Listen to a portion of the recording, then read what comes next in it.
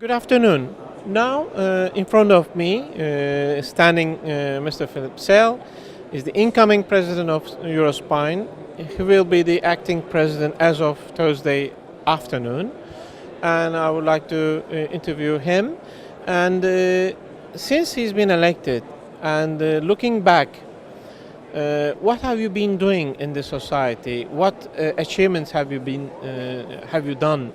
And what committees or ESCOM works have you done? What's your past in the society?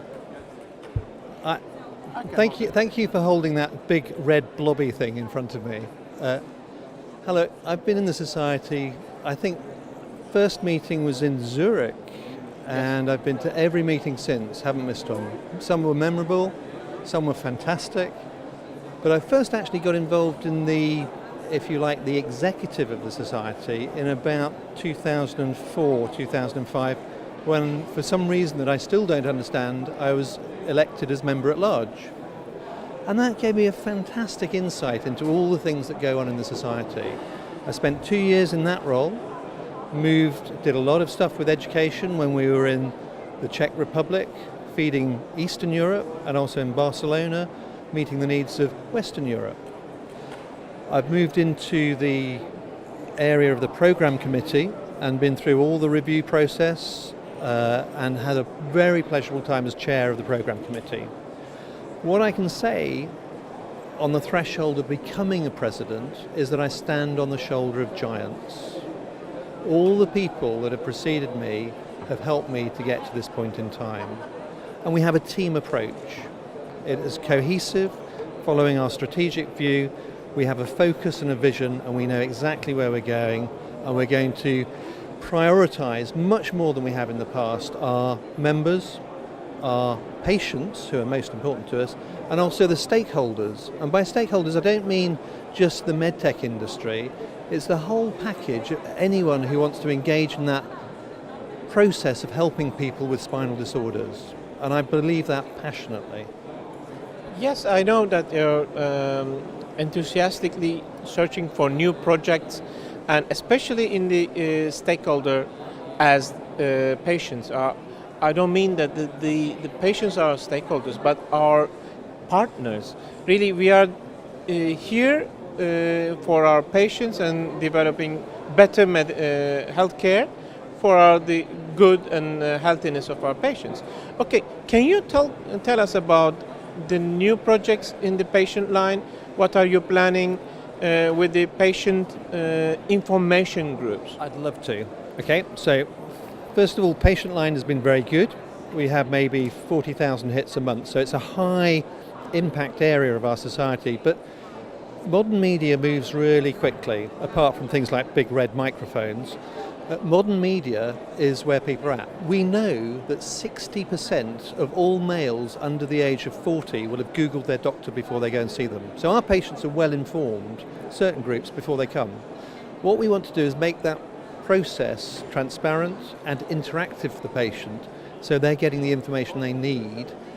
And actually, if you think about it, by our EuroSpine members saying to them, look, have a look at this website, I trust the information, it empowers the patient to make the decision about surgery. We've moved away from those days when, oh, doctor, what should I do about my back? Oh, look, madam, you need to have this. It's now, well, it's your choice. This is what I can do. These are the risks. These are the hazards. And the better informed our patients are, the better they'll do, because they'll engage in the process. Yes, I do agree with that. Nowadays we have our patients more knowing and searching everything. But the danger with the web and Googling some areas is really they might put some hazards in there. So that's why the importance comes with the patient line, patient information. It's even more sophisticated than that, okay? So many doctors don't like empowering patients. So if a patient comes in and says, I looked this up on the internet and I think it's this, the doctor will somehow think that they've been threatened by that. So I use it as a tool. I turn it around and say to the patient, oh, that's really good. What sites did you look on? Oh, well, There's some really good independent sites that you might look at, like this, like this, like this, that probably give you better quality information. But let's have a chat, see what I think is going on, and then you can look at these afterwards to inform you fully. The other thing, it saves me time.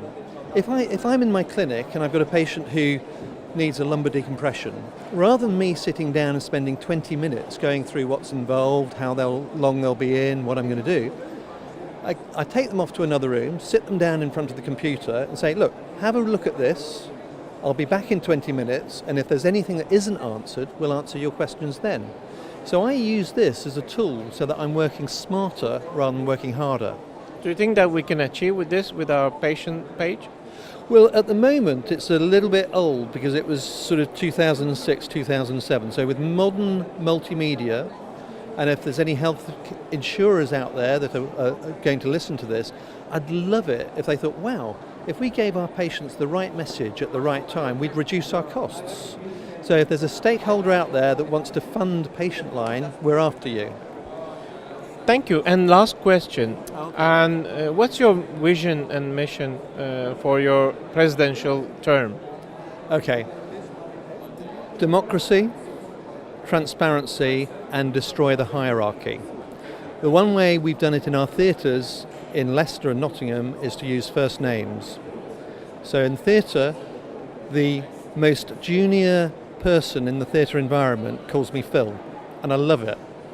And it means they're not frightened of asking a question.